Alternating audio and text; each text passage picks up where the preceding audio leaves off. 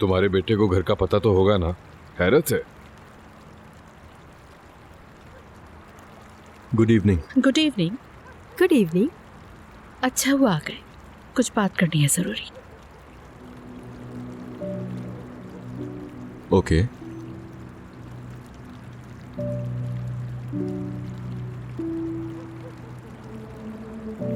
तुमने जो मुझे फाइल दी थी वो मैंने रीड कर ली है। बहुत अच्छी तैयारी की है तुम। मैंने कहा था ना आपसे। लेकिन मेरे साथ तुम ऐसा क्यों कर रहे हो? क्या कर रहा हूँ आपके साथ? चाहे बोर्ड से पार्शली ही हट रहे हो, लेकिन हट रहे हो।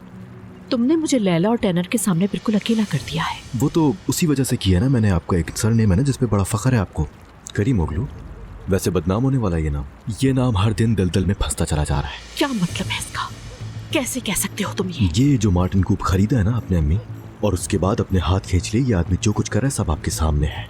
ये जो छत है ना, आज नहीं तो कल हमारे लिए मुसीबत बनेगी, और उस दिन मैं आपका कोई साथ नहीं दूंगा।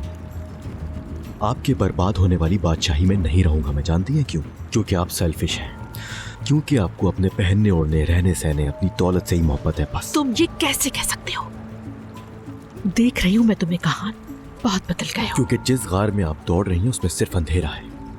अम्मी, खुश रहने के दूसरे रास्ते पता है मुझे।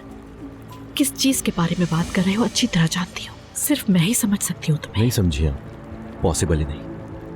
क्योंकि जो मैं बात कर रहा हूँ वो आपकी समझ से बाहर है। खाना खाते हैं।